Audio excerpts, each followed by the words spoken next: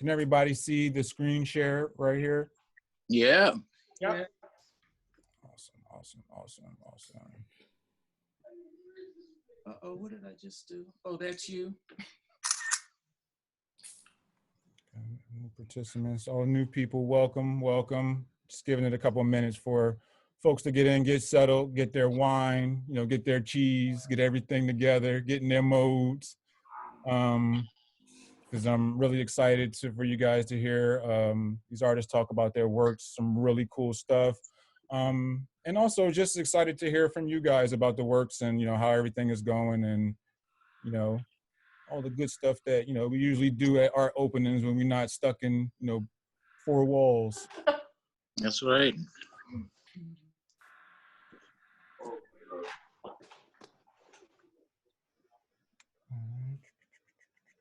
Still got more folks coming in.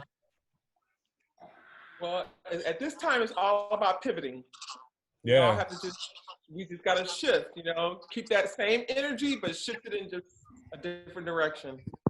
This is a new normal, so. Most definitely. All right, so I'm gonna go ahead and with the 2 minutes, 7:10, I'm gonna get started, and I'm gonna text Massenburg and them and let everybody know that we're live.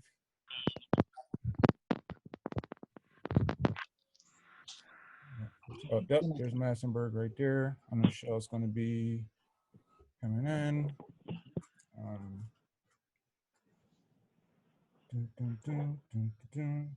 Again, thank everybody for being here. Again, I'm pretty sure this is probably your 700th live or Zoom talk. And, you could be anywhere, especially, around the house doing something. I know kids is probably driving folks crazy. I know work is probably driving people crazy, but y'all here, we really appreciate y'all and want to make it really worth it for you guys. So just to up here show. Okay, so now we can really get started. All right, make sure everybody is in.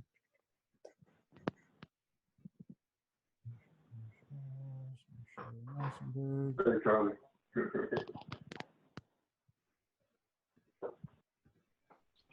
All right, so now I'm going to mute everybody but the artist right now, so we can get started. Hey, Shell, welcome. Hello. Hey, hey. Hey, everyone. Can I let me see, I'm trying to figure out how to see everyone. You should be able to. They should be right up on the screen. No, I only have you. No, I can't see myself. I can't see it.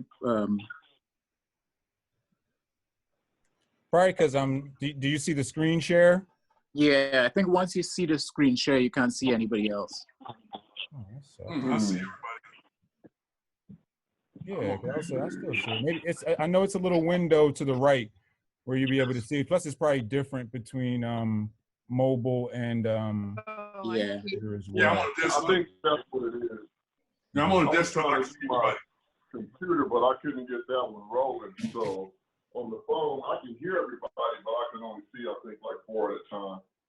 Right. All right, well, we're all in here again. I want to, again, for like the 5th time, thank you for everybody for being in here, spending the time with us. The title of the exhibition, as you see on the screen, In Search of Chemistry, a social practice remix. Your curator, Badir McCleary, featuring these amazing artists, starting with Shell Barber, Adrian Devine, Logan Hamilton, Michael Massenburg, Miles Regis, and Jason Humphrey, who you see on your screens here. We are creating the Metropolis Collective to help provide opportunities to our artist community as well as ourselves by combining resources and developing new forward projects and be able to, last and build in this new crazy economy that we're dealing with, and just be able to be a lot more productive, So as I mentioned, these are the amazing artists that I had an opportunity to work with here. I want to start off with, them just introducing themselves, a little bit about their practice and, how quarantine has literally drove themselves crazy. So we'll start with Shell. Here's a little bit of information on Shell while she speaks. So Shell, take it away. Okay, so my practice involves photography, digital video, painting, collage. Collage is really the something that I've been working on for the last 20 years. But I have shot photography for probably about 30 years off and on, and a lot of my work, the photography isn't really seen. And I think that probably in the coming year or two, I'm going to be producing more of my other work, or just showing more of the other side. And I think over the next year, there may be some more abstract work that I'm going to be working on, only because of something I'm involved in, like lends itself to abstraction. And so, that's what I do. I went to graduate school at USC, studied in the curatorial program, art history, curating, comparative literature, had that triumvirate, and came out, and I believe I just realized that the artist side of me is really the most dominant, the artist in writing.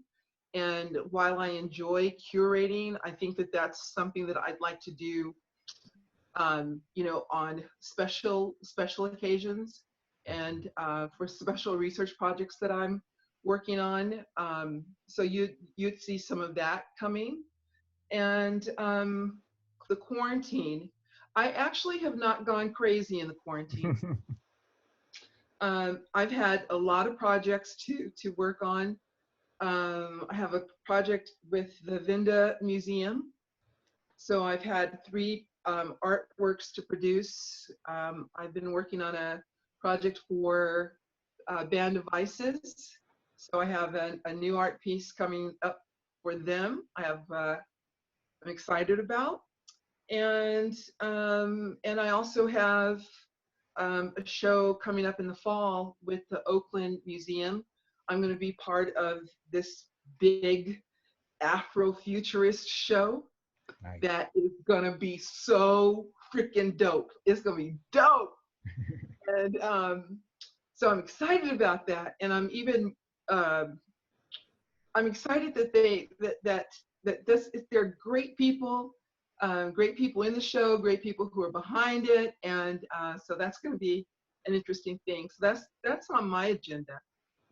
So yeah, that's why I haven't gone crazy during the coronavirus. I'm like, this is wonderful to work full time as an artist, because everybody knows that on I think it was March 16th, I was part of the first phase of people who were dumped by their employers. So I got in early on that unemployment insurance. So it's been really great working full time as an artist right now. So I'm digging it. And if this is what it feels like to get up and plan your day, do your research, your art, meet up with people, it's fabulous. Lord, please. So I hear that. Anyway, thank you all for joining us. It's awesome. Most definitely. Thank you all. So now I'm going to take it over to Adrian. So we'll do the art pieces in a minute, but I want everyone to be introduced first. Next up, we have Miss Adrian Devine. Adrian, the floor is yours. Hello, everybody, and yeah, again, welcome. And thank you for being here. My practice is mixed media, and I look for sort of visual entry points into African spirituality and culture. So that's kind of the underlying emphasis of everything I do. I paint, I do collage, installations, wire sculptures and handmade books are my main things that I'm really beginning to focus on, if you can call that focus. And then within the books, and even some of those things bring in different mediums and techniques. So I'm very process oriented with my work. And that's kind of what drives it too. COVID-19. The impact with that really, I kind of feel the same as Shell, but I also think about a meme that I saw that was really funny because it's, you know, it shows this little figure and it's saying, you know, I just found out that my lifestyle is called quarantine. Because, you know, because it's nice to be able to stay home and really attend to your, you know, your own environment. I think, you know, that with a lot of us, we could be at home, but we don't really focus on what that is around us so much, you know, in the long term. And so I think what it's done, it's made me focus on all sorts of stuff. Creatively, I haven't been able to, I won't say I won't be able to have it to, I have not done a whole lot of production, but I've been doing a lot of research and planning, and I'm seeing things in a different way. And just emphasizing different things spiritually and creatively. So, you know, it's some say it's kind of like that blessing and a curse thing. I find a lot of benefit in terms of focusing and really being able to, you know, do what's important with your own self, you know. What's coming ahead? I was having a conversation the other night with Shell, and I was just getting ready, looking up these little wire sculptures. I want to kind of finish or really focus on the wire work right now, and then like do it and be done with it. Because I was telling her, you know, it beats up my hands to the point where I know if I'm going to really start doing it the way the way I need to, really get into it and get into that zone, my hands are going to be torn up, literally. So I'm not quite, I don't want to do that yet. But painting, you know, doing the wire, I sort of, I won't say neglected painting, but I'm working on my marks. So I'm doing little studies on my mark making. And I'm excited about what's going to happen. I'm going to finish a book project that's been lingering, and also work on some curriculum stuff. You know, I was a teaching fellow, and that program, that was very disruptive. That program kind of ground to a sudden halt, just like everybody else, you know, who's doing anything, I would say, externally. But the, you know, they've been able to maintain the same way we're doing this now in a digital space. They're also rolling out things in the digital space. So that's actually kind of exciting, because then you're challenged to think of what and how you can contribute to that, and engage the public, because, you know, we're socially distant. So there's not a lot of hands-on and how to, you know, you would have to think through the actual process of how you're going to teach somebody how to do something and do it with clarity and doing it within a certain amount of time, blah, blah, blah. Yeah. So I'm seeing some more growth in curriculum development and really thinking about how to engage with different groups of people.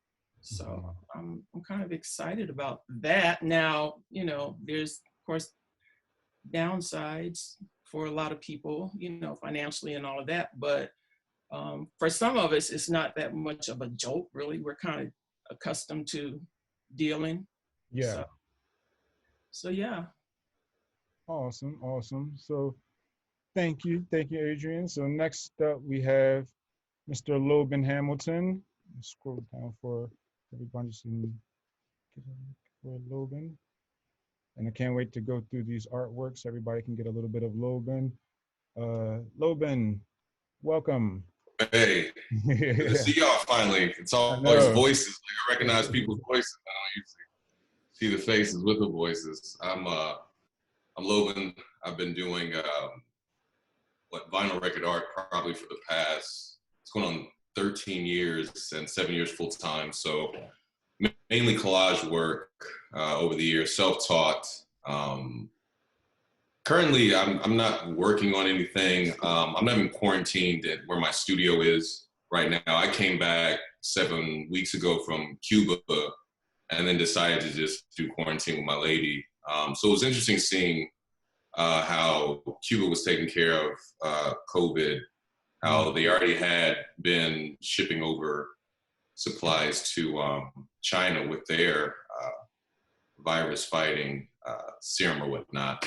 And then coming back in the States, and I just thought the best thing for me to do was just take this time to kind of just think about things. For me, it seems that in going through everything, my practice is a lot of times, partly because I love doing it, and other parts are just because of escapism, right? I can go somewhere, take my problems, somebody else will pick up a guitar or something like that. But for me, I wanted to take this time and really think about other things that I have, gained and also lost during the journey of being a full-time artist. And that's been very difficult, it's been very interesting, insightful, depressing at times, hilarious at times. But I think this time is really, really interesting. It makes me think about the human interaction that always takes place where a specific group of people have to suffer, whichever group that is, whether that's a coal miner, whether that's the Foxconn people jumping off of, buildings to make your iPhone, like all these like individuals that have to meet a specific type of fate for us to have the ability to have these spaces and time. And this is like another one of those spaces that I'm grateful for, and it's just unfortunate that it has to happen at the cause of others. But my practice, I guess, has changed over the years. I went from mainly doing political figures or identifiable folks to, trying to get work to specific individuals, to more so structures to house artists. I've seen, I like designing structures, interior, exterior. I like the value of purchasing real estate and then being able to subsidize these areas for, creative. So right now we're still having specific artists still in specific spaces, having to see what we can do about the other spaces. I just purchased two parcels in the past January and February. It was a rough time, right? So I bought two new parcels right before all this happened. So then after, commissions go through or get canceled or, the lot happens,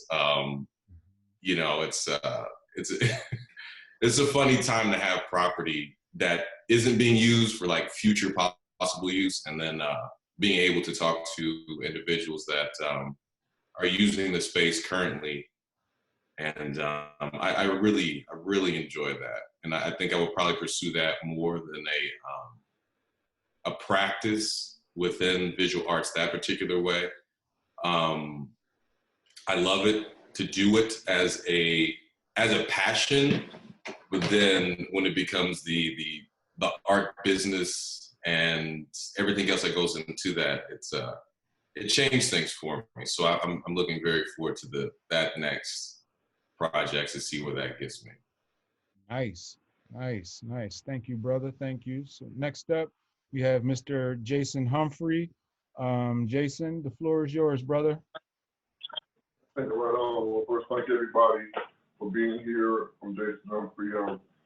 I'm originally from, Los Angeles. I grew up in LA in the 70s and 80s.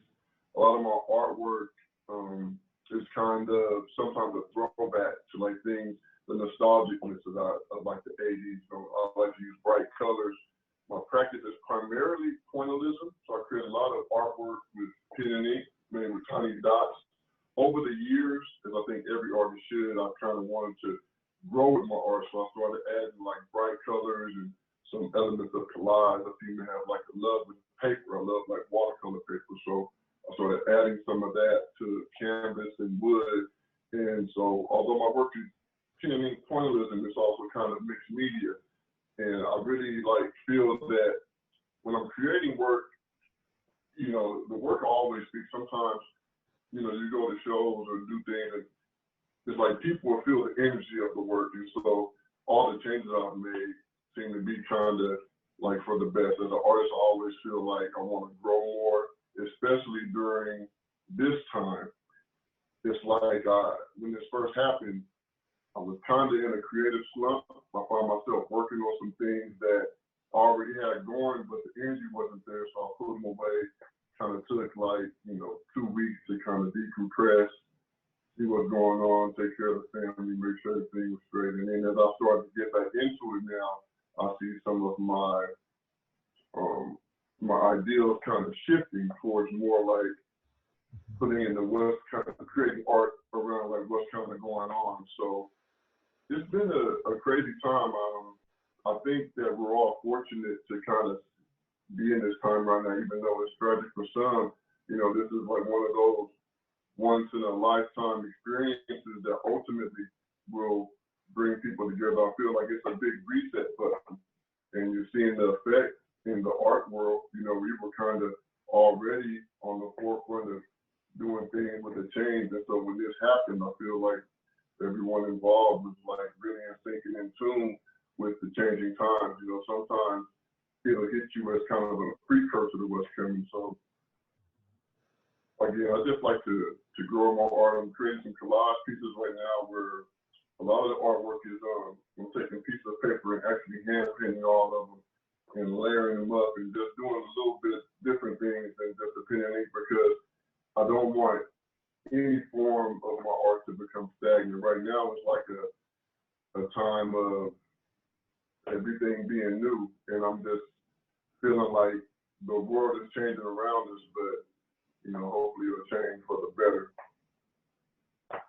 That's my story.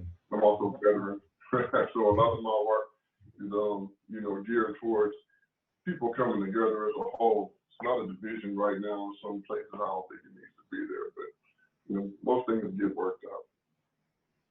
Most definitely. Thank you, Jason. Next up, we have Mr. Miles Regis. Miles, the floor is yours, brother. Hey, hey, hey.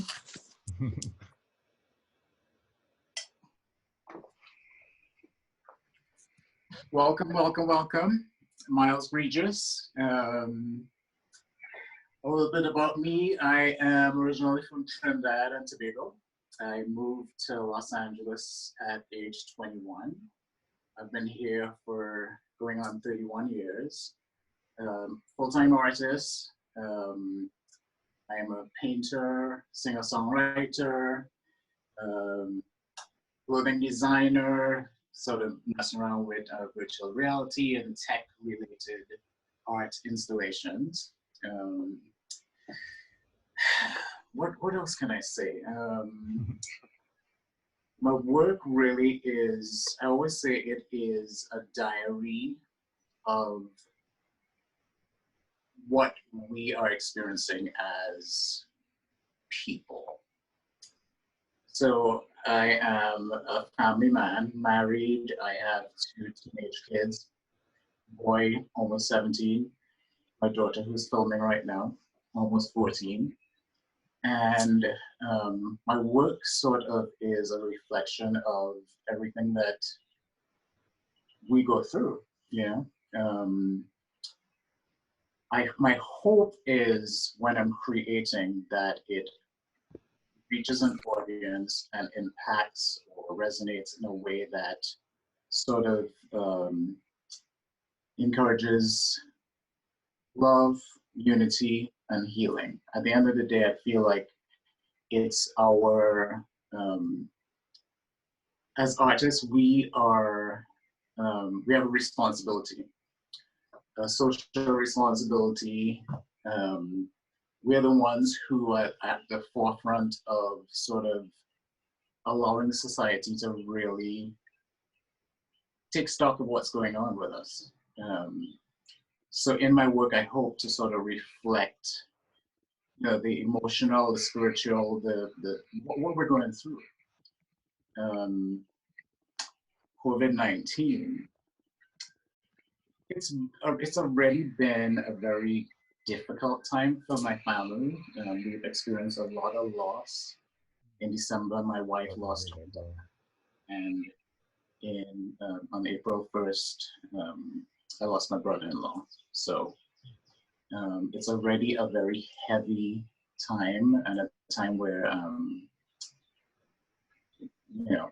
I could certainly relate to what's happening with the loss of lives, with the impact of this dreadful disease. So,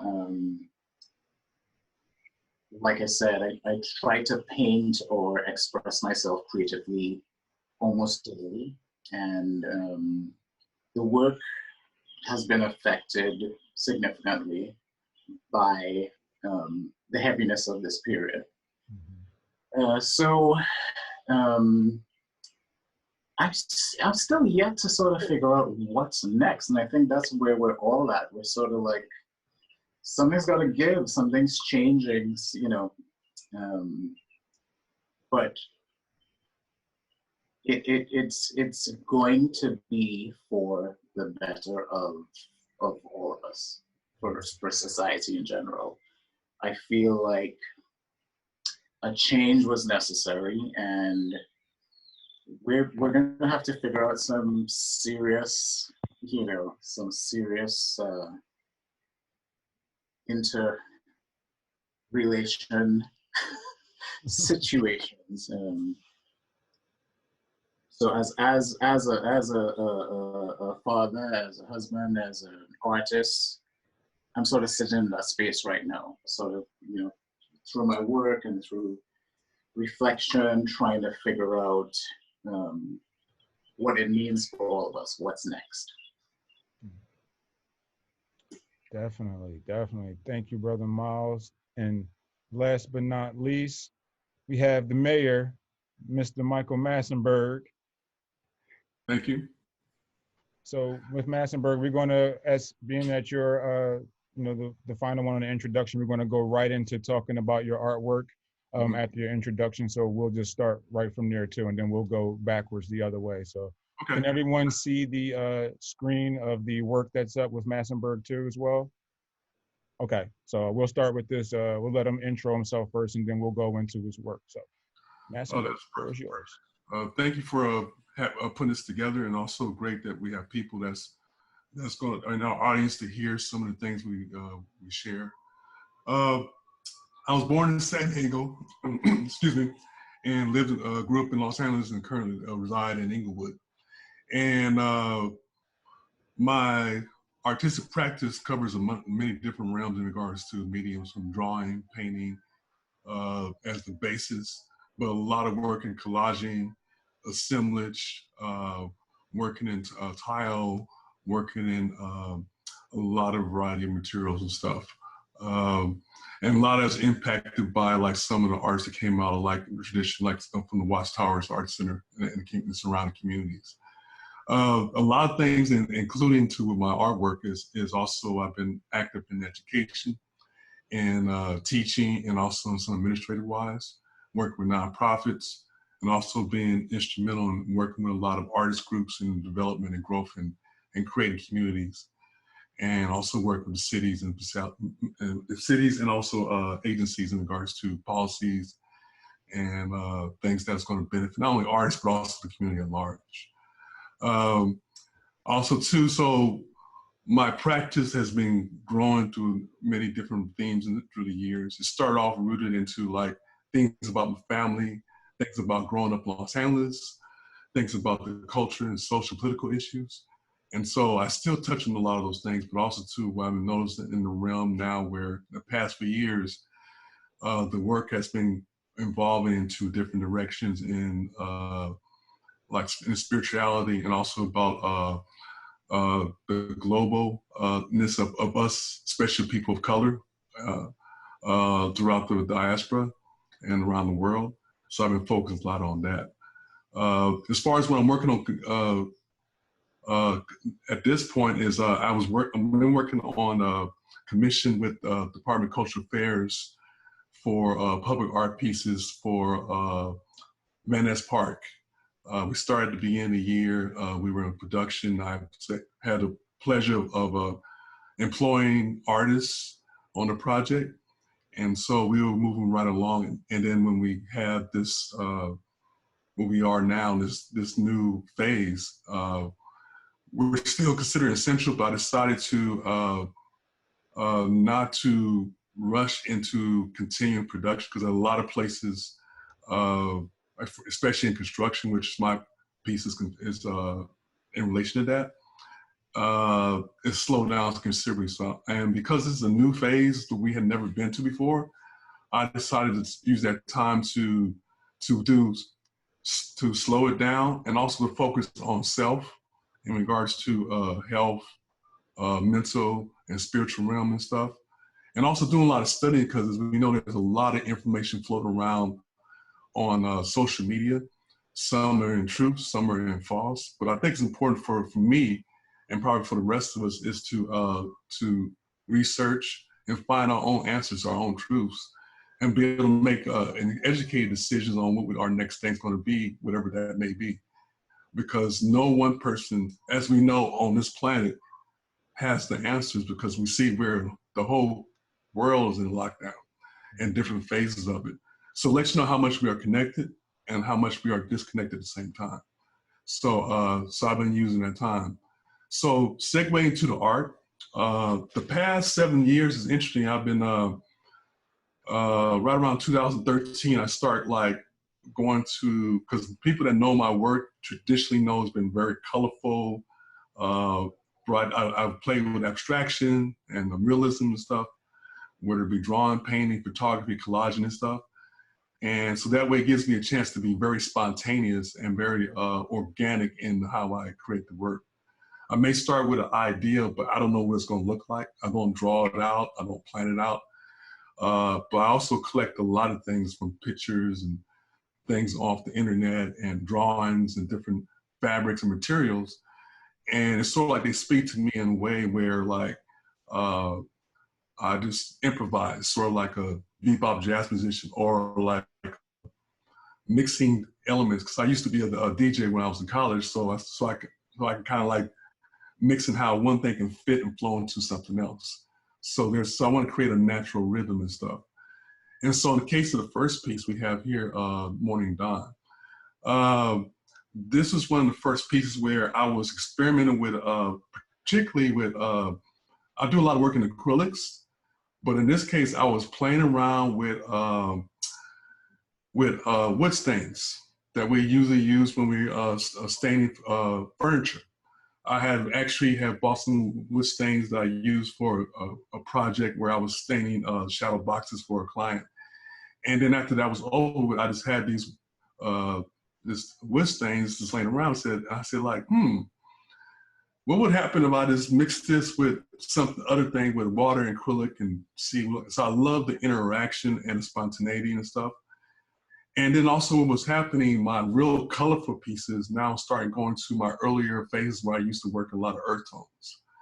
And then also too, I started mixing that, started working the backgrounds and adding different elements that I feel like that would like fit and grow into. And so once the pieces are developed organically, it kind of tells me what it is. I will have elements, but I don't know what it's going to be. I would like move it around and also say like, oh, that's it, that works, that flows. And from there, so I started creating a series of pieces in working with this wood stain, but they were turned to more of another tone where it was saying something else, as opposed to something that was really literally in regards to like, this is a person of a portrait of one of my colleagues or friends and wanted to highlight them. It became more about the essence of someone, or even though it's figurative, but also there's a background. The background is very atmospheric, it's flowing. It might be elements of nature with regards to animals like like birds, there's plants, there's backgrounds, they're very organic. And I'm growing up in Los Angeles area where it's concrete. And so what was happening, it was kind of growing this other direction and stuff. And so Morning Dawn was one of the first pieces that I was working in, and I kind of flew into the next one. This is a piece within the last couple of years. It's called Bridge Over Troubled Skies. And I started off in the background again, and I was working with these different colors. There was still some of I love yellows, I love blues, but it wasn't as dominant as my earlier works and stuff. And so again, the dominant thing was again, this strong, rich, burnt siennas and browns and tans and stuff that was really speaking and kind of like interaction between the two. And then I added elements of like fabric and strings and stuff like that.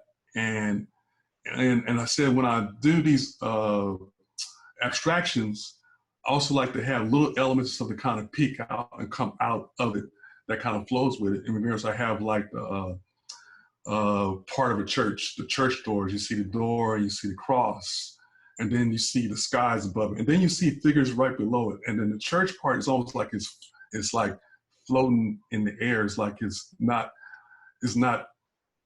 stuck in it. It is like in sort of like a suspense motion and stuff like that. And then you have figures on the side. And so I'm always having a lot of figures work, whether it be abstracted or literal, and then also have these different elements and stuff. And so once I finish the piece, something tells me what the title may be. And I saw this like disguise. It was something that was very strong what was happening, but I couldn't articulate it why I was feeling that way. And fast forward 2020, I looked at it again and said, oh my God, this really feels like this now, like this time right now. So that's why I wanted to submit these works for this exhibition, because there's been a number of people who've seen these works, but it was in a context of where we were, during the time. But now it just feels so much different now by viewing his works in 2020. So Massenburg, we had a quick question. Monica Segos asks, they feel very spiritual. Are these works on paper? They're on hardboard, wood. I work with a lot of panels because I will sometimes include like in this case, there's like strings. Sometimes I might have a object that might be protruding off the surface. And also too, when I'm drawing, I do a lot of drawing. I like to draw on a hard surface where I can be able to get the line and the markings I want. I do work some on paper, but because I don't like to do framing in regards to like glass and stuff, and some pieces I do have, I just love the touch of just kind of like carving and going into the surface of a hard board of the wood, and then adding these different elements. And that way it gives me a lot more options and stuff.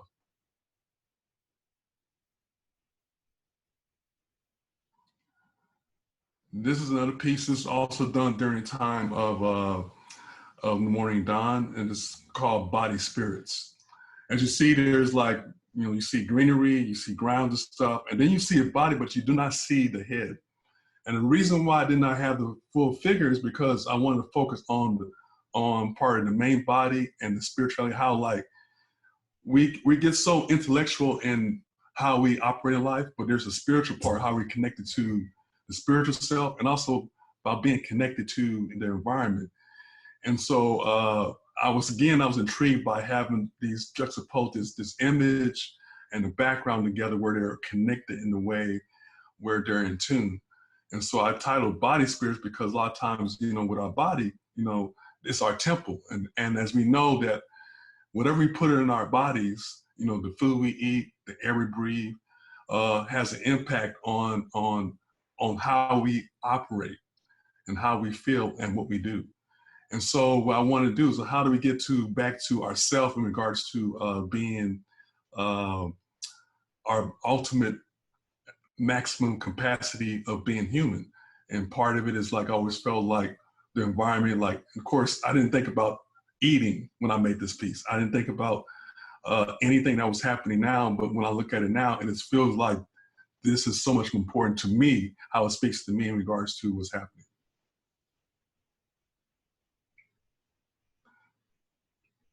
So that's pretty much where I'm at now with that, with those works. And there's more works that's in that vein and stuff. And some people have seen some of them. So I'm looking forward to probably putting all the series together and be able to exhibit at one setting. So I will be working on that and stuff in the process, and looking forward to what the future may hold. Thanks, Mike. Thanks so much. Yeah, you guys, you can definitely add any questions into the chat. There's also a PDF of everything that we're looking at so that you can follow along. Next up, we're going to do Miss Adrienne Devine. So I'm going to scroll up to Adrienne's first work, Choreography of Thought. Adrienne, take it away. That's the first one, okay. Choreography of Thought. This is one of those entry points I was talking about into African spirituality. So I study, that's my main focus of study in terms of doing art research, is that, and also ethnomathematics. Process-wise, as a weaver, this sort of mimicked the process of weaving. I was creating sort of a loom with it. But then also incorporating the raffia, which is another reference to Africa, the spirals, which are, you know, references to Dogon spirituality, and not only Dogon, but just different cultures throughout the world. And so these different elements end up showing up in most of my work now, whether it's a painting, whether it's wire work. And the way I got started on the wire work was actually doing conceptual, what I thought of as a conceptual book. So I made these forms, sort of accordion style, and hung a paper off of them with some text. And it was pretty, I kind of liked it. This is really my first foray into sculpture at this point, where I've done a number of pieces. So it's just grown out of that. I think this was my, maybe fourth one. Maybe if you move on to the other, I don't know if it's the larger sculpture, or maybe it comes before this, the big, oh, okay, that one. So that picked up, this came before that piece that we just looked at. And this was really an expansion of what I was just talking about, really trying to take the wire work to a bigger scale. That was my challenge.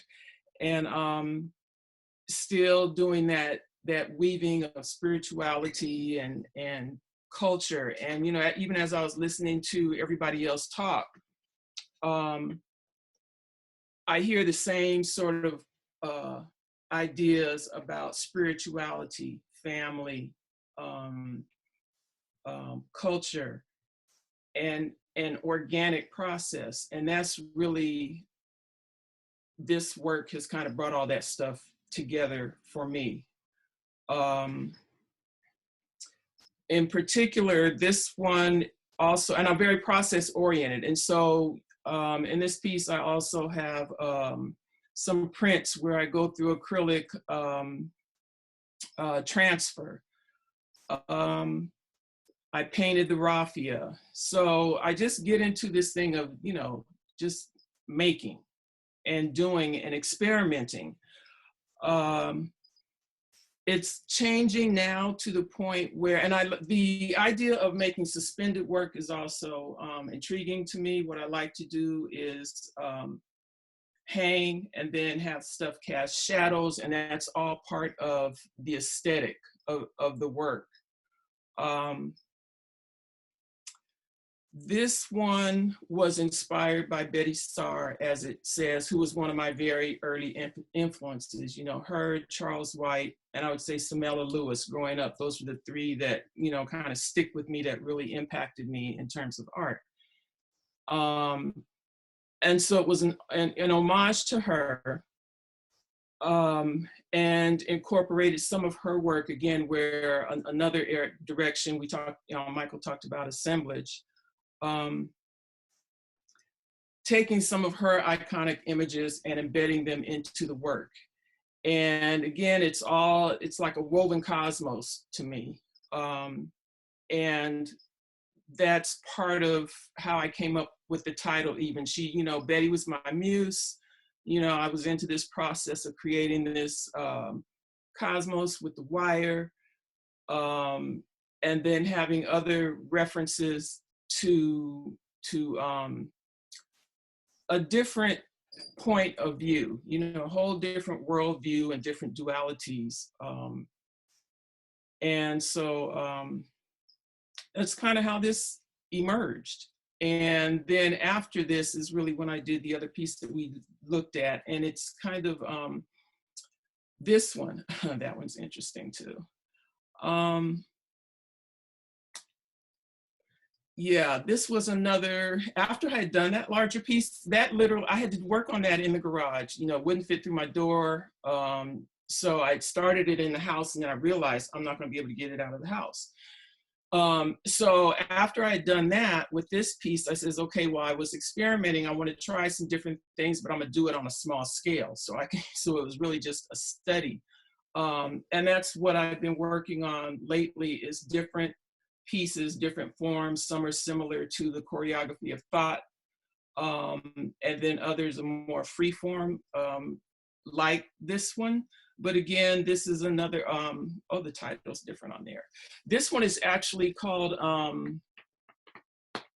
Cosmic Capsule, because I was, again, dealing with the idea of the cosmos and African spirituality, which for me, is something that has made me focus on a particular medium in a particular way to kind of embody all those elements that we've been talking about. It brings in spirituality. It has to do with the mindset, I guess. It has to do with the mindset, really, of looking at the world differently. So that's kind of how this particular piece emerged. Again, you know, using the raffia, which is another reference to culture, history, and that kind of forms, it's kind of the basis in terms of, you know, time and space and environment. You know, to quote something Miles was saying, you know, being connected but disconnected.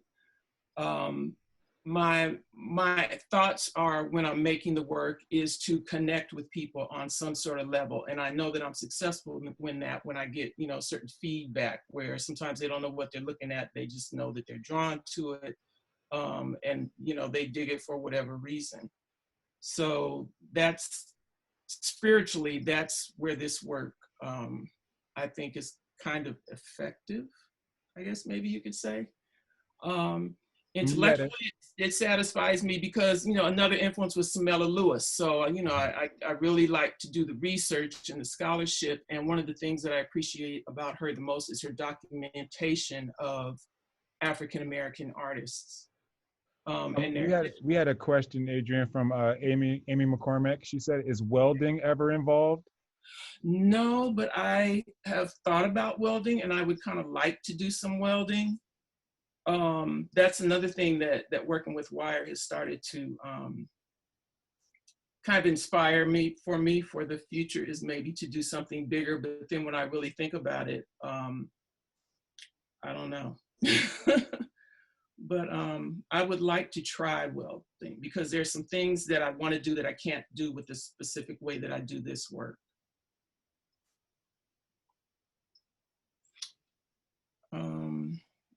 This one brought in, you know, wood, but again, it was a hanging structure. And all the wire pieces are pretty much meant to hang, to be suspended somewhere, to have movement, a more free space around them.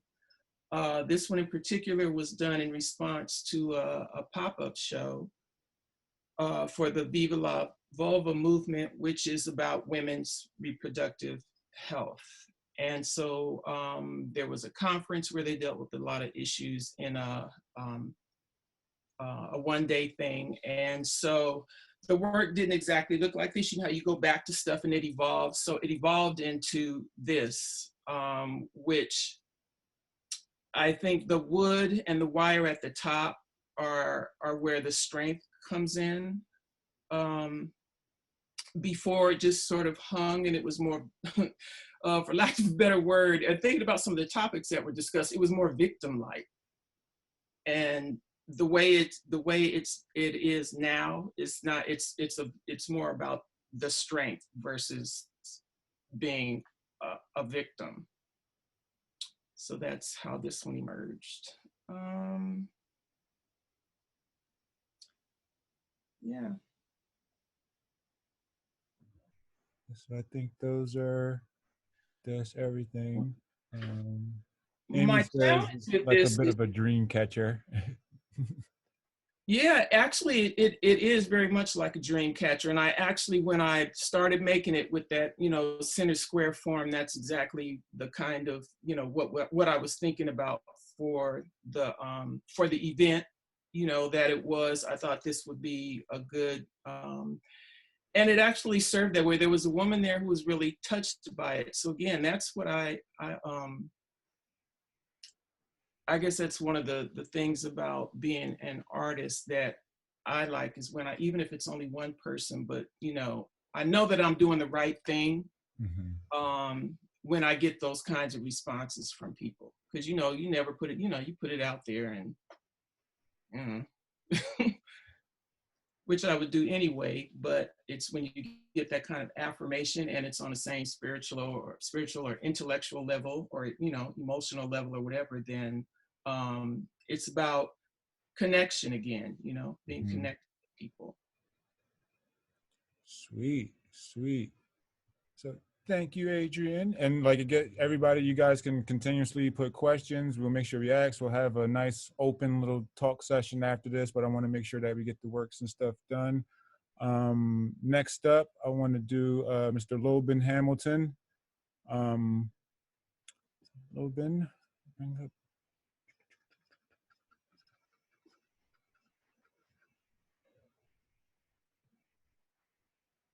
Wow. So I was in a Chicago record store, and I was buying, as I generally try to do there, I try to buy records by the pound. So I was in line, and I got a call from someone, and they just said they had, you know, thousands of records. And a lot of times people say thousands of records, you know, it means a couple hundred usually, because people don't know how thin the amount of records they have. You know, they think I have a lot more than they actually do. So I was like, okay, sure. And so I, you know, immediately leave, just because of thousands of records. I had to go back to India. I'm from Indianapolis. So I get back, and they had crates and crates. I'm sorry, not crates, pallets and pallets of the same record that they got from a distributor that went defunct because they had too many records and they wanted the warehouse, so they shut it down. And so there was, you know, a huge amount of records that went every which way. So in my search through them all, there was a crate, I keep saying crate, it's a pallet of the same J.J. Walker record, Barry White, the soundtrack to Three Tough Guys by Isaac Hayes. And then I saw, you know, the Alex Haley joint. And so these are all the same Alex Haley LP, right, for his search for roots, so his roots and things like that. So he's basically doing his autobiography in how his search for his own past led to the writing of Roots, which most people know. Now, I didn't know this record existed, let alone so many of them existed. So the way I started manipulating records before was quite generally taking a record, bashing it into small shards, and or routing those shards and doing something with the dark spots and the grooves of the LP. Over the years, that has been picked up by a lot of different people. That before, when I was doing the work, I was the only one on the landscape manipulating records in collage form to that degree. Like, I've seen it done, but not to that degree. As that began to pick up, and as you know, people began to you know, do the same thing, I try to elevate that and try to do more design, and try to get away again from a specific type of identity through popular culture or political culture, in terms of physical face representation, essentially. So this was that first attempt to do that. So I wanted something that was, I guess that would resonate in a way that you just naturally get it the same way you would if you saw Jimi Hendrix. Like, yeah, I understand that. I get that, but something also too a bit deeper. So it allowed me a chance to capture an experience that we all go through. I found the palette of this one also to a palette of the Evel Knievel record, and that just I knew these were the first two pairings that I'd have to put together, because what's interesting about this piece, I remember a couple of weeks before I started on this piece, was that I saw something with Dave Chappelle, and he was talking about the time that he bombed in Detroit because he got really, really high from like Danny Brown's like weed. And he was in Detroit, he bombed, and then he was telling people they're not getting their money back because he gets paid for the attempt. And I thought, like, the attempt is exactly, to me, what America is. It's the attempt of democracy. It's the attempt of equality. It's also ran by these wild people that really, to me, are representative of a Evel Knievel type. Like, I'm about to jump over this canyon. And then they go about trying to figure that out. Sometimes they get it. Sometimes, you know, they're splattered out on the concrete, getting carried away. And I think we all share that, but I wanted to make sure it was done in a way that didn't have America so robust. And I think that's why I know that's why I did the smaller red, white, and blue record player. So just kind of like this phallic piece with these little small red balls. So it's kind of like the intent to kind of be this big megalomaniac, but just, you know, failing a lot. But you're much known for your successes and your failures at times, and we kind of discard a lot of things in this country and how things were got to the way that they are. And I think that's the juxtaposition between this flag and the Alex Hayes point. I thought that was a really nice turning point for me in terms of doing something a bit more clean. Because, you know, you're using record shards. It's not as formulaic, it's chaotic.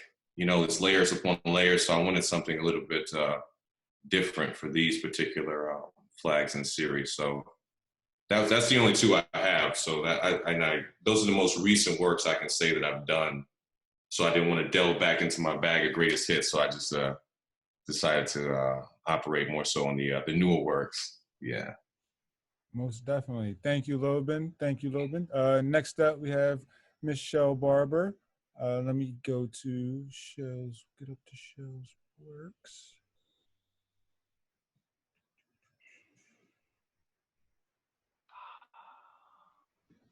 And the floor is yours, Shell. Thank you. The as mentioned, you know, I worked through the lens of surrealism, Afro-surrealism. And surrealism was this cultural movement in the 1920s, you know, that was recontextualized by Amiri Baraka, Leroy Jones in the 1970s. And he's the person who coined the term Afro-surrealism, because his perspective was that the Black experience is so surreal that nobody could relate to it, and nobody could ever experience it but Black folks, like we know how, or how we've experienced. And so when I read that, it just, something in my head just popped, because you know, I started thinking about how women are perceived in society,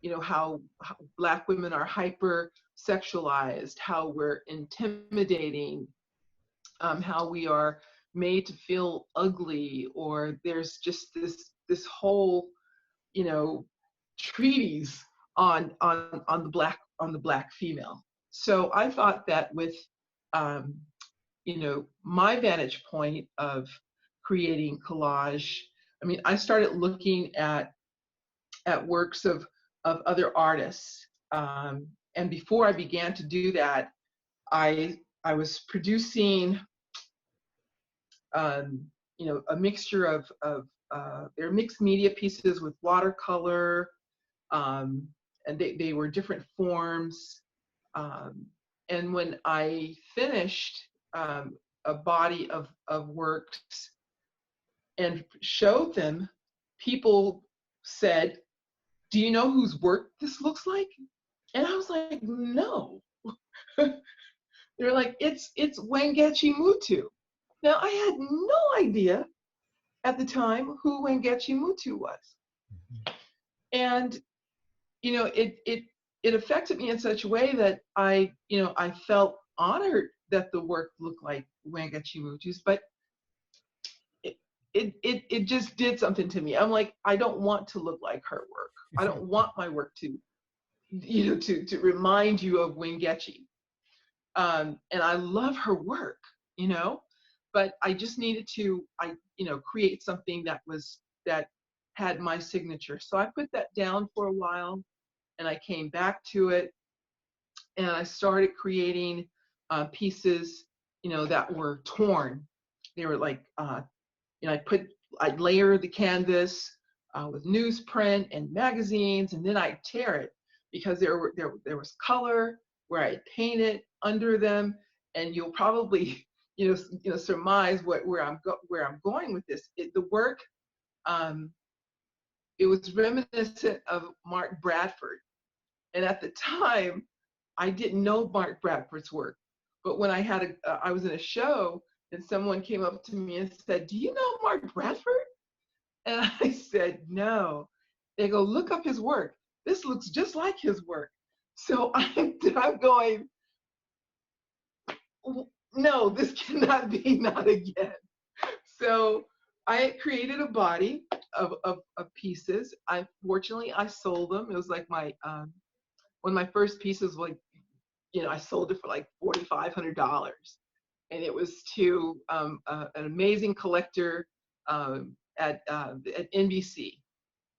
And while I was grateful for you know people who were really inspired by the work, it was unsettling to me, because for some reason I just felt like, you know, if I go out into the art world, I really want something that's going to be a shell Barber.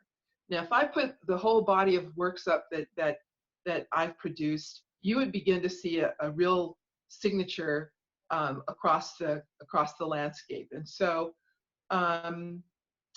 when I was in Seattle, I was working as a, you know, curator and exhibition manager for the Northwest African American Museum. I had the pleasure of meeting Barbara Earl Thomas, and she is the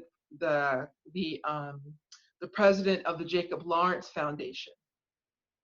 And so as I began to know people and know her, I learned that part of the Jacob Lawrence Foundation's archive was in the museum. And so I got to a point where where she had asked me to work on this project. And the project was to go through Jacob Lawrence's archive. And that was so mind-blowing. I mean, to see like this powder, the powder paint that he used in its rawest form, in his whole spectrum, the palette was beautiful. And did I want those? Yes, I did, but I didn't ask. But what she did in the process was she gave me some paper. It was Jacob Lawrence's from his studio, a big ream of paper that had been rolled for, I don't know, for years. And so she said, I said, what are you going to do with it? She goes, oh, I'm just going to give it away. There's nothing, there's no need for it. So I said, can I have it? She said, sure. I ran to my Jeep because I was like, I'm going to do something with this paper. I don't know what it is, but I'm going to do something with it one day. Okay, that was 2002. It was 2015 when that happened. And I just kept the paper. I didn't know what I was going to do. I eventually moved back to LA. And in the process of trying to find a job, couldn't find a curatorial position. I began to start thinking about other alternatives, going back to my core, the love that I have for art. And I thought, you know what? I heard this voice that said, just do your artwork, Shell. Do it. So I started working. And what's her name? Lauren Evans from LA Southwest College. She said, Shell, we're going to have a show and I want you to be in it. It's a group show. And I need you to produce some pieces. And I said, well, how big is the wall? She goes, oh, it's about 30 feet. So I'm thinking, I got a piece of art for you. Had no idea that 30-foot wall was for all the work, for my work only. And so I was like, oh my God, I need to produce work. So I unfurled the Jacob Lawrence paper, wet it so that it would stay straight. And I began to cut it up into pieces. And a lot of the works that you have seen in like the Band of Isis show, the provenance of that paper was Jacob Lawrence. And I just meditated on what I was going to do. I had no idea how I was going to begin to create, but it was just like, it was like freaking magic. I am not lying. As I unfurl this paper, I'm thinking about, how I'm going to work, what I'm going to produce. And I started producing these collages. I didn't want my work to look like anyone else's. And what came of that was a whole body of, beauty. So I started thinking that, this is what I wanted to build, was a body of work of beautiful, beautiful women who you could walk up to. And I'd always tell white people, you can walk up to these images and deconstruct them, and they are non-threatening. And so that's how the trajectory of my work began, of using the Black woman as my muse. And so out of that, I began to look at different forms. You look at imagery, whether it's, sea anemones. Like for example, this is, those are sea creatures. And at the bottom to the right is a shell. And on top, those are flowers. So I began to look at these images and see the Black woman kind of like meld into morph into a being, something that was unique, something that was different, and blending all the colors. In this particular piece, there are primary colors, and you'll see in some of my artworks, I have a particular palette that I want to use. So it's all very thought out. It's intentional, and you'll see thank you, Badir. You'll see when in terms of the palette that I'm using. This piece is called 5 on the Black Hand Side. It is currently in the Vinda Museum. Unfortunately, people can't see it at the moment, but a lot of people did. It was launched in, the exhibition started in November, so it's got a lot of coverage. But this piece is really speaking to the, to spying. And when I was working with the Vinda Museum, when they asked me to participate in the show, I was trying to figure out, now how does a Black person come up with artwork for something related to the Cold War? And it was fabulous. It ended up being really fabulous because as I started doing research, I tried to find a thread where Black folks were critical to that period. And what I discovered was that Black women were spies. Josephine Baker was a spy. I think her name was Julia Jones or Jameson. She's from the Caribbean. She was a spy as well. So, not to mention Harriet Tubman. She was a spy for the military. So what I'm looking at in this piece is the, let me go back to one important thing. These elements are from the Vinda Museum's archive.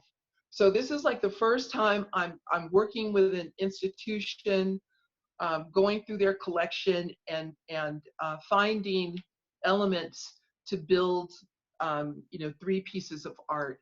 And the top, her hat is developer. Her necklace, they are the bulbs from a 1920s radio. The hands are actually from a German poster. And so when I wanted to do something really different with this along the lines of the military and bring it forward. So I found this passage on Black men in the military and how dapping was used as codes. They used them to as communication. So dapping is still popular today, but based on this subject matter and my interest in melding the military and the Cold War with something contemporary and Black, really emphasizing Blackness here. Those hands are meant to represent dapping in this. Is that it? This one. One more. This is what? Yeah, we got one more. Okay. All right. So this particular piece is one that I totally love, and what I'm trying to do here is break away from color, and so I'm playing with black and white, these monotones, and this image is of Cicely Tyson, and it comes from the Miles Davis Sorcerer album that was, I think it was 1967. And so her face was just so poignant, and it just read so many emotions that I just had to use it. And so what I've done here is that I wanted to make her look kind of like a warrior, a queen, something where I'm building, where I'm integrating abstraction. And what you'll see, her body or her bodice is actually a Georgia O'Keeffe flower. and the back of her head is a conch shell, and the top of her head is actually a reptile, like the back of a reptile head. And so I integrate these images together and created this profile that really felt very regal, very African. And what I try to do in different pieces is reveal or uncover pieces of our history within a negative space, and give you a lot of food for thought as you're looking. So that's pretty much that's pretty much, you know, where I'm looking. And in my work, I'm very interested in this notion of unapologetic Blackness, and it's exciting to me. When I find that when I work, I try to work with different shades, and I also have worked with the male figure. You'll probably see that work coming up soon. So I have worked with the male figure, but I really love working with dark, the dark complexion, because it is so bloody stunning. I have tried to work with, you know, images that were on the lighter end of the spectrum, and so, I don't know, maybe I have a block, but it just seems like the work becomes more powerful when I have, you know, this dark image. It's just so, I'm so in love with you know, with the darker the image, the more powerful it is. And so that's my story. I'm into enveloping you as the viewer. Thank you so much, Shell. So next up we have brother Miles Regis. Miles. Yeah. Take us through. You over there? You good? I'm good. I'm good. So I'm kind of going to, the light isn't exactly great, but I have the 3 pieces from the show up in my living room. So I'm going to sort of speak very briefly, and then if there are any questions, feel free to ask. I guess we'll start with this piece here. The end is where you begin. It was the first piece that I did for 2020, end of January, and I usually try to paint every day. Early January was sort of filled with a lot of commission work. I do some paintings for a design firm, and that sort of kept me busy for the first couple weeks of January. But then when I decided to take some time to create some work for me, like I mentioned, there was a lot of loss experienced in the family, and I sort of wanted to reflect on that with a body of work that was sort of a departure. And this was the first piece that sort of came as a result of my figuring out what would be next for me creatively. The color palette is very different. I know if you're familiar with a lot of my work, I usually use a lot of bright colors, and the eye is sort of seen as my trademark. And you know, harsh lines, and you know, this really, I tried to sort of just do something that I would connect with and really love. And I know that once it has been my experience as an artist. Once you're really passionate and excited about something that you create, it's going to resonate with the audience. So I did this piece. I felt it was, color palette wise, very much a departure from what people would associate my work to be. And I sort of incorporated a lot of the style that I would use for the commission work that I did in January, which was a lot of scratching and pencil lines. And as a result, I call this body of work the most solemn work that I've done to date. In fact, when I finished this piece, I put it up to dry, and my wife came home and she said, "That looks like a funeral." And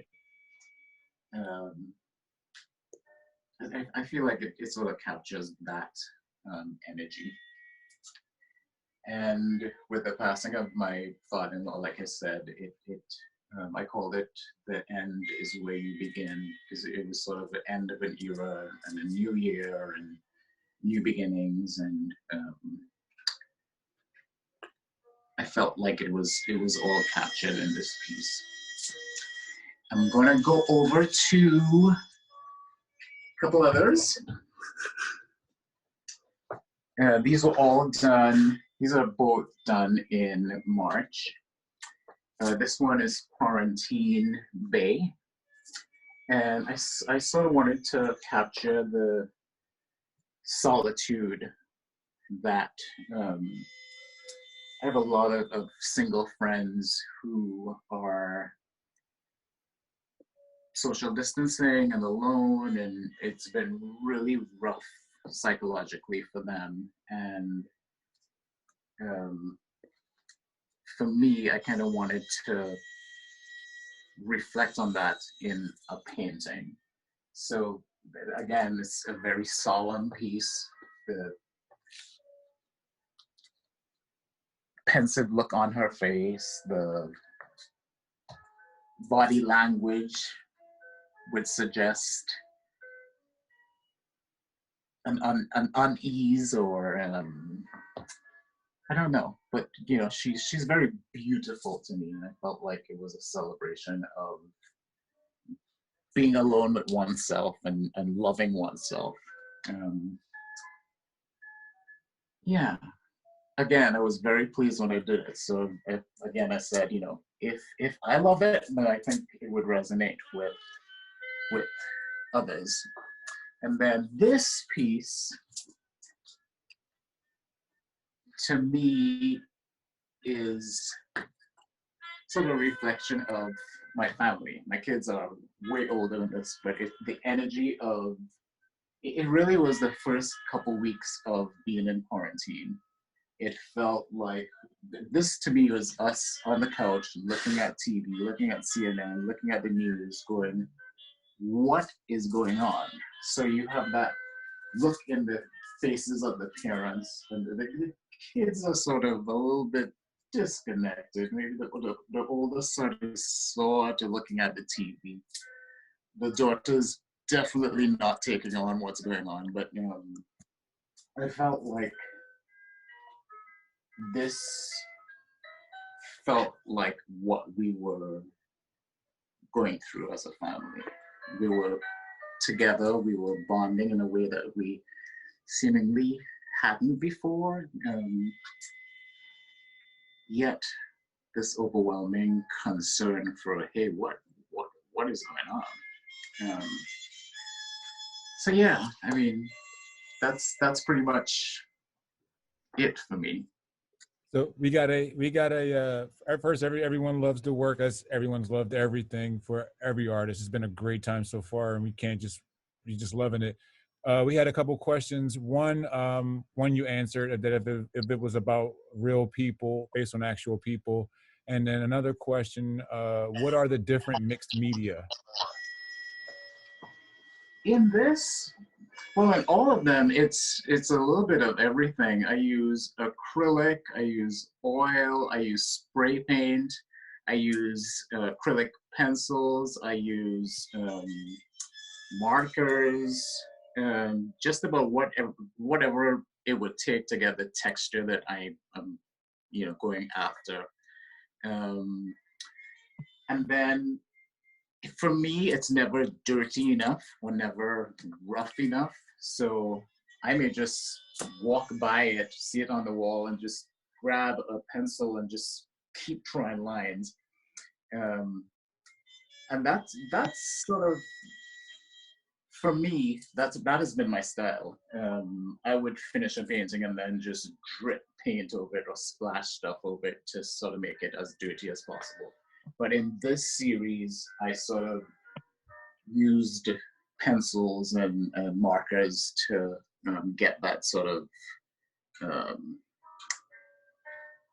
as I say, dirty feel.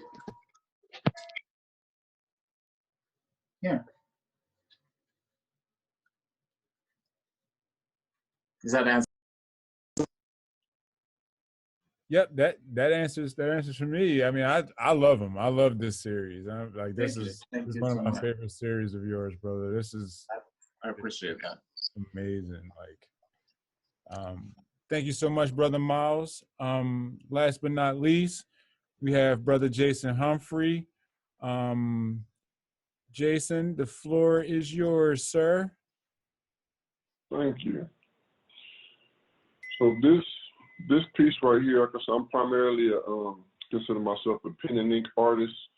So if you were to see this piece up close, all the black shading that you see in the face and in the owl, it's all done with tiny dots. It's all pointillism. So when I create my pieces, I kind of start off with a sketch. I outline the eyes, the nose, the mouth.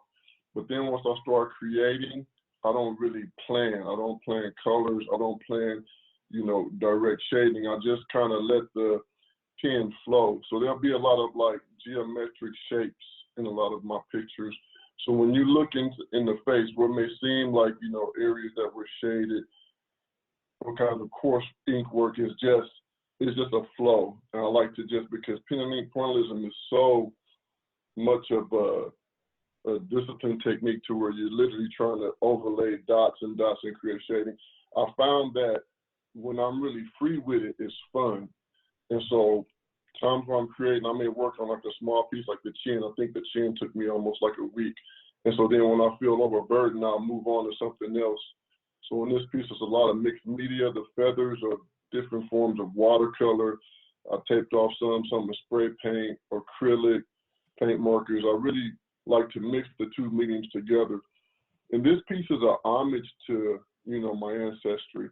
When I was like 15, I woke up one morning and I had like a huge like hook in my nose, and I was like, man, what's going on, you know? And I went to high school and I was so embarrassed. People were asking me like, what's up with your nose? And I was like, oh, I was telling people I got into a fight, you know, oh, you know, this dude got me, but I got him back. Then I come to find out that my family has actually, you know, a connection to Blackfoot Indian.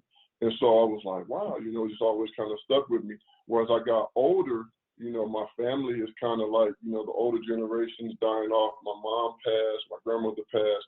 I just had an aunt who turned 80. So I kind of wanted to pay homage to some of my ancestry and start trying to find out, you know, more of a connection like what I still can. So when I drew this piece, I said, I'm just going to draw Indian, you know, Blackfoot Indians representative of my family. And then as I was drawing it, something was kind of telling me, you know, put an owl in there. And so I had this, you know, kind of spiritual one where I drew an owl in his chest pedestal. I'm going to escape the realism a little bit and just really get into having fun with it. So that after I drew it and had everything colored, I started researching, and I found out that owls are like a bad omen for a lot of Native Americans. And I was like, oh my God, like what did I put in here, you know? But as I continued, I found some actual files, and there was a Blackfoot tribesman. His name was Chief Medicine Owl. And he ended up looking like a lot like this person I drew, and I was like, oh my gosh. And, you know, so he was a shaman. And so owls for shaman or for medicine men are like a good omen, like they love them. And so that's why I named this piece.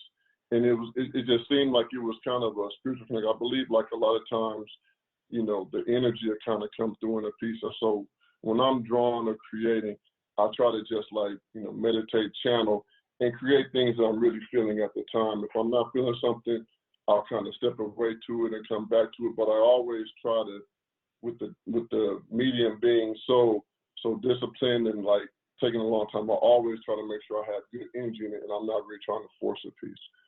So when this piece came out, and you know, it's amazing how many people connect with it. You know, I'm taking to shows, and you know, I'm so prince of this, but it's really like an homage to my ancestry, my family, and I had a lot of fun creating this one. I like mixing like the dark colors or the ink with, you know, the bright colors. I think it makes a nice, you know, combination.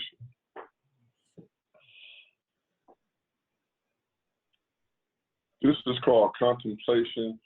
So this is more, the last picture was just on watercolor paper and I got a frame. This right here is a combination of watercolor paper, collage onto a pre-painted canvas that I'll do, and then I'll do a lot of mixed media color.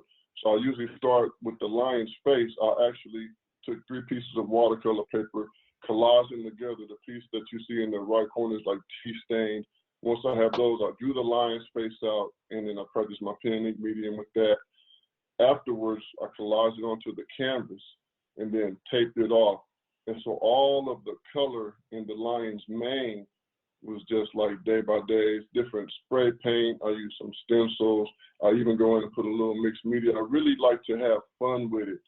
And so not planning the colors, not, you know, knowing what the outcome is going to be is part of the message. You'll see sometimes in my pictures, I'll have like the number 7, because literally sometimes I'll look up at like what time it is and it'll be like exactly 7 o'clock. And so I'll see that it's like, wow, it's a sign, I should put this in there. Or sometimes I'll look up and see like it's 3:33, you know. I believe like, you know, every artist has like a connection to their work. And I believe, you know, the truest thing artists can do is to just kind of channel their inner self into their pieces. So this is called contemplation, and the meaning behind it is just, you know, even though it's an animal, every one of us has a time where you need to reflect, get in tune with nature. And so when I'm drawing something like this, it's usually a result of the feelings that I'm kind of in at the time. And right then I was in a real state of like contemplation and just kind of going over things. And then if you look at the next one, this is Roar. So this is like the same thing, same style, but totally different message.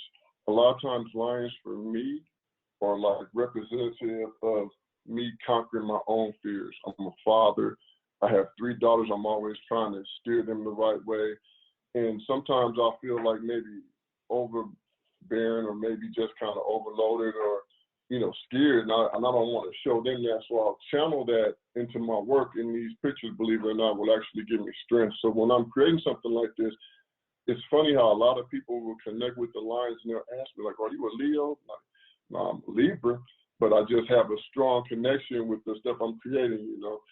And so again, mixed media, the pen and ink is really fun and takes a long time, but it's almost like a reward when I'm going back and forth to add the color, because it's like, okay, I took all this time, you know, 2.5 weeks on the face.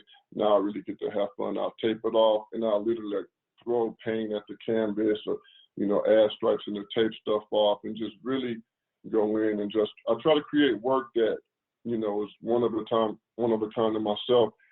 I used to do a lot of black and white, you know, artwork with pen and ink, and it's fun, but it was like not just time consuming, but it was kind of like it wouldn't bring people in sometimes. I still do it, but like when I started adding the color, it's like people would get drawn to the artwork, and then when I explained that it's pen and ink also, it's kind of wows them. So just growing with my practice and, you know, being authentic to myself and still trying to grow and do different things with it. Like with this, I'm able to combine, you know, real fine, intricate drawing, but I'm able to also put it on canvas and have fun painting as well, while also adding an element of collage. So I'm just trying to kind of find my own voice, and, you know, I feel honored to be in such a group with tremendous artists as well and see everybody's different disciplines. You know, it's a lot of fun, and definitely glad to be here. Most definitely. So thank you to everybody. I know I'm pretty sure we've checked the chat. There's been a lot of dope questions. I don't know if anybody has anything to add, anything to say. I mean, everybody's unmuted. I just want to thank y'all for just being here and spending this hour and 40 minutes with us going over these beautiful artworks from these amazing artists. Just as a curator and a team player, it was an honor for me to work with everybody and continue to work with everybody. This is just the beginning of something just I can feel it being super awesome. Just doing this, I felt all the energy just building, and just from the last Metropolis show that a lot of folks were participating in and will be a part of in future stuff. I just always feel the love from everybody, and just with this group and everybody around us, it just makes me feel so appreciative of being involved. And I just thank everybody so much for just being here. And yeah, like I hope everybody stays safe. And any questions, have any inquiries, anything like that, you can always download the PDF of this. It has all the artworks, all the information. Stay tuned to our Instagram and everything. We'll have this week like videos. I did a lot of different interviews and also everything with the artists and from the last Metropolis show as well. So I'll be releasing those. Featuring a lot of good folks here. You see Sam, Dwayne, Steven, everybody here, everybody that's been coming and going to be getting newer interviews with, Connie and everybody else that's there. So I look forward to, working with everybody. We look forward to, growing as a unit and creating more opportunities for everybody just to speak, to talk, to show. Yes, thank you guys so much. And yeah, I hope you guys stay safe. And yeah, the floor is open. If anybody has anything to say, you're all welcome. This is Monica. Oh, I was just gonna say I enjoyed getting to know my fellow artists' work a little bit better, So yeah, thank you. This was cool. Yes, most definitely. Yeah, I loved it too. I'm always I've been so intrigued with Miles Regis from afar, so yeah. I used to be so nervous when I go around him because he was so mysterious. And so, I mean, I was like, I know someone told me that he was from Trinidad, and I'm thinking, wow, that's really fascinating. But I would never talk to him. But I always wanted to say hello. And so I don't know what happened. Either we were in a show or I just don't know. But somehow we sort of migrated to each other. And Miles, I have to tell you, I love your work. I love yours. Thank you so much. I appreciate that. That's sweet of you. One thing that Ernie asked about, welcome Ernie, has been listening attentively, is talking about the social practice. And we talk about with the show, the social practice remix. He wanted to talk a little bit about the social practice and the work and the curating and everything like that. So Ernie, if you have any questions, please feel free. Talk in, jump in, send them. He's in there.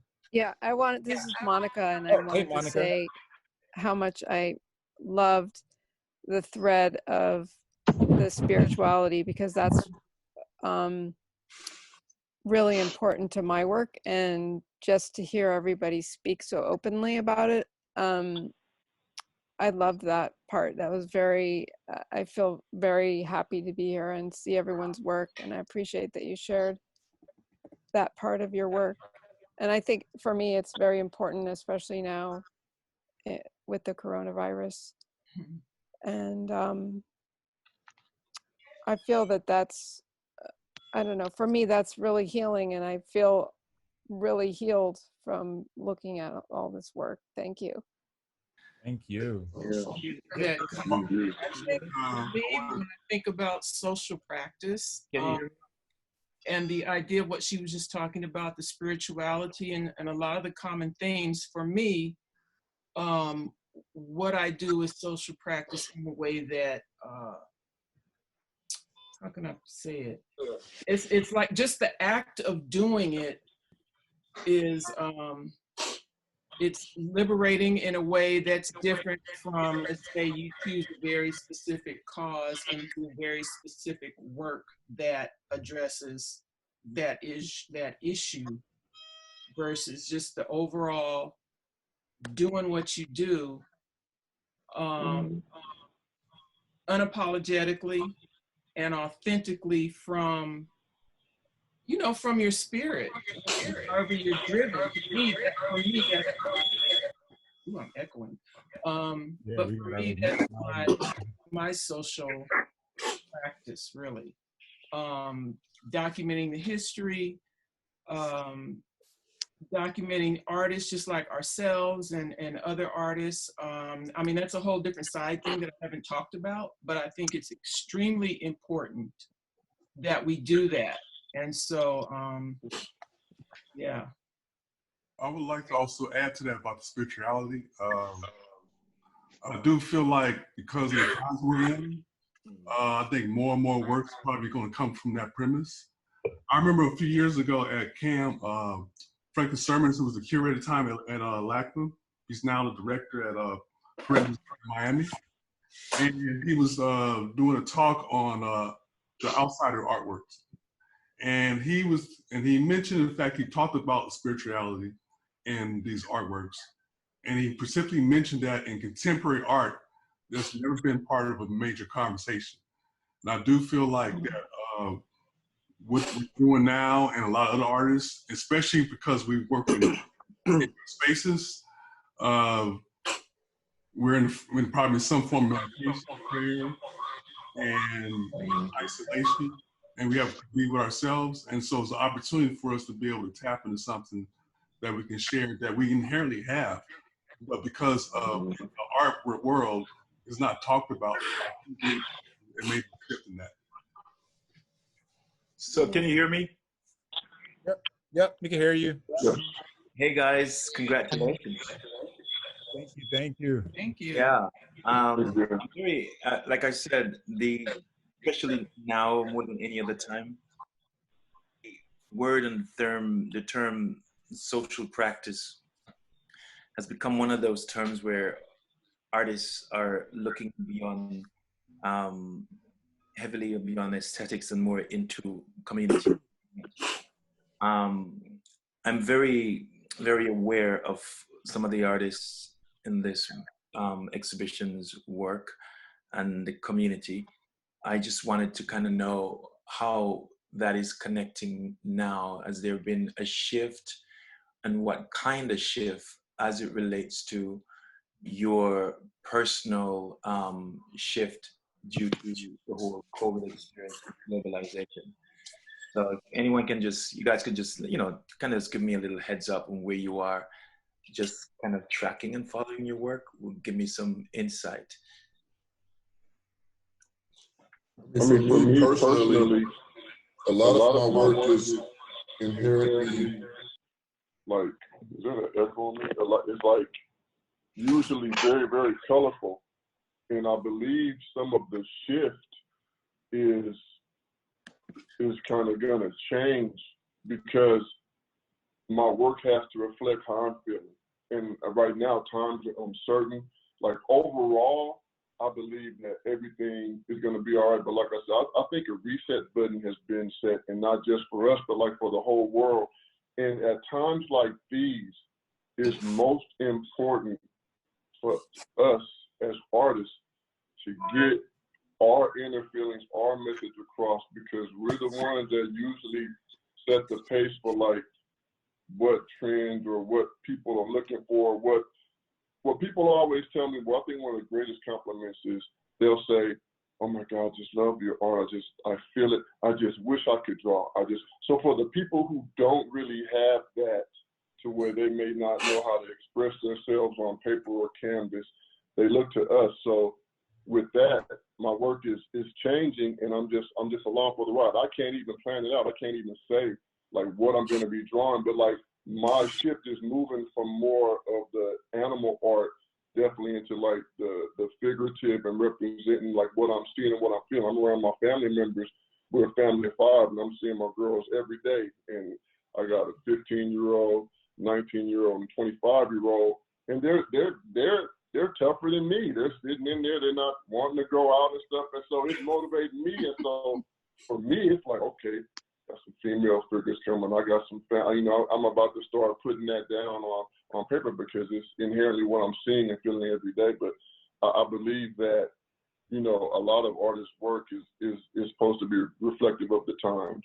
And especially with Miles, like everything when Miles was showing, I was just like, woo, right here, right there, right now. When you see the family on the couch, I was like, man, that was us Friday night. So I had to put the comedy on. I'm not watching the drama right now. Thank you. Yeah, man. So one of the things that's happening for me is I'm feeling a shift to looking at things that are around me differently, even as materials. I mean, I've always sort of, collected stuff. Well, I'm gonna use this to make something one day, but there's a different focus, purpose, and intentionality with me now, where I'm looking at, about, things that I might throw away or even recycle and let somebody else deal with it. I'm finding more meaning and intent in those materials towards making something later. And for some reason, I feel like my work is actually going to be more accessible to community than it has been previously. I don't know exactly how, but I think part of it is that this medium, I think, has the capacity to draw in more people who might not walk into a gallery, for example, who will somehow stumble upon this some kind of way. And then you get to have this kind of interaction with artists where you hear from their own mouths, well, this is what I do, how I do it, why I do it. We kind of vibe off of each other. And I just think that it's as intentional as we're being with everything else. I think we can also be very intentional about this forum and the work that we do and how it can educate, inspire, heal other people, and maybe for some people make them feel less, I don't know if intimidated is the word, but it just feels like it's going to be more accessible to me. Also, too, I like to chime in on that, is that for me, when we talk about the concept of social practice, I always felt like that's part of our fabric as African Americans and other people too, in other cultures, but in particular for us, our experience in America, where we have to use art in a way, for some of us, that makes sense, that connects, that was beyond the concept of like, I'm going to be, okay, we all like to sell our artworks, but there's also an element too where there's an element of like, well, what can I do, whether it's art piece or particular practice, would it be performance art, would it be like connecting to like, let's say like gardening, something that was like therapy. I mean, there's so many different aspects of art has been such a powerful tool that we as a number of Black folks have been using it for a while, but it wasn't coined as a term until recently. So I think it's not a stretch for any of us, especially if we come true to like where we are now, where we're at the whole world's at a pause, so everything's in question. And so what that entails, I mean, there's an opportunity for us to say, okay, like when we have more mobility, what's next?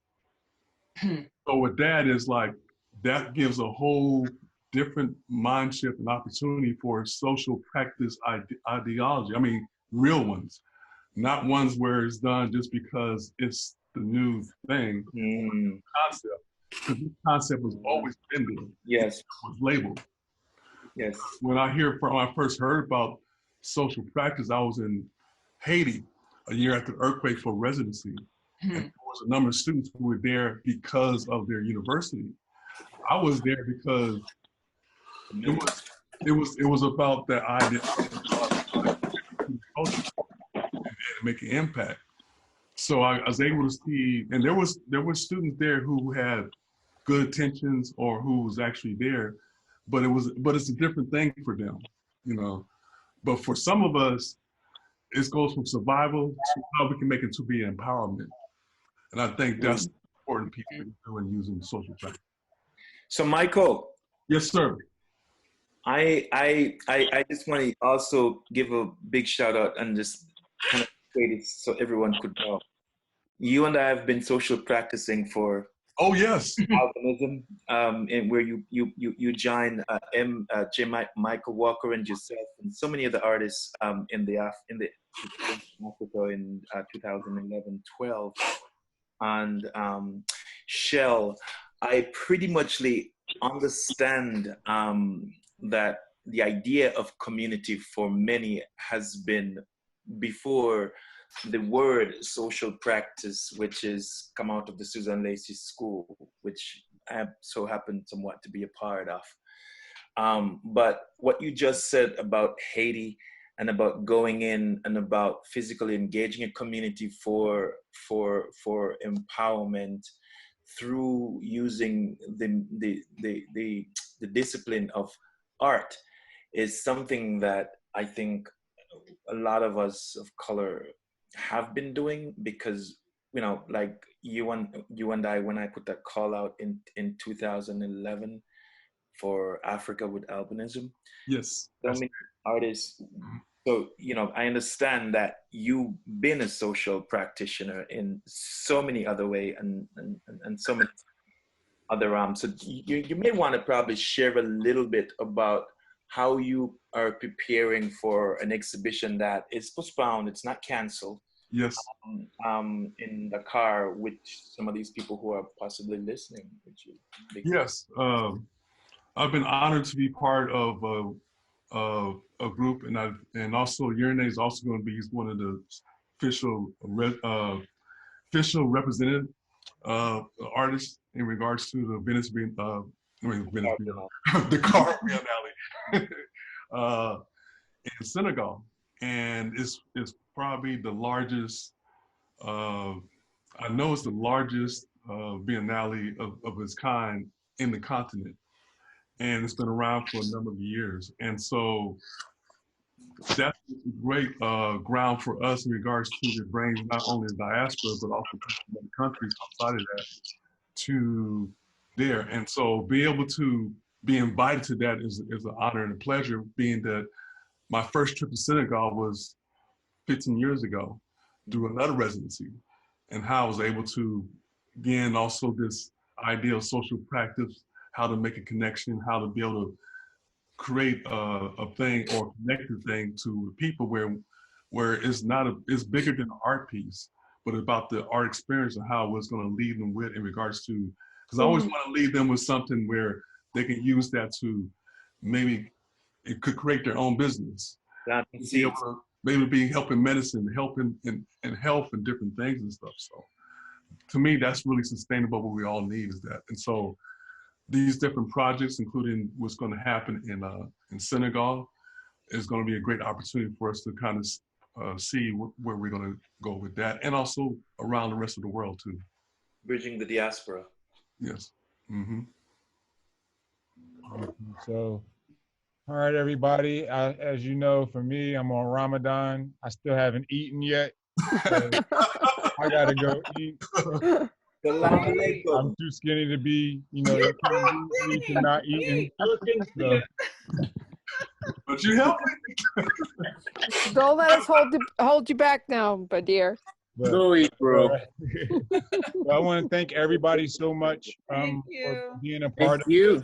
This was awesome, and hopefully it's the first of just so much more amazing stuff, and just documenting and keeping this. And I'll make this video available. I mean, it's been recording the whole time, so folks, you can share it. Folks can always take a look at it. We can, file it, reference it, and know that, when we look back 20, 30 years from now, when it's in someone's museum, that we started it. So, hope everybody has a great night. Stay safe. And Badir. Thank you. All right, everybody, take care. Yeah. Bye. I got my art fixed in for the night, so. All right, thanks. Bye. Bye. Bye. Bye. Thank you, everybody. Thank you.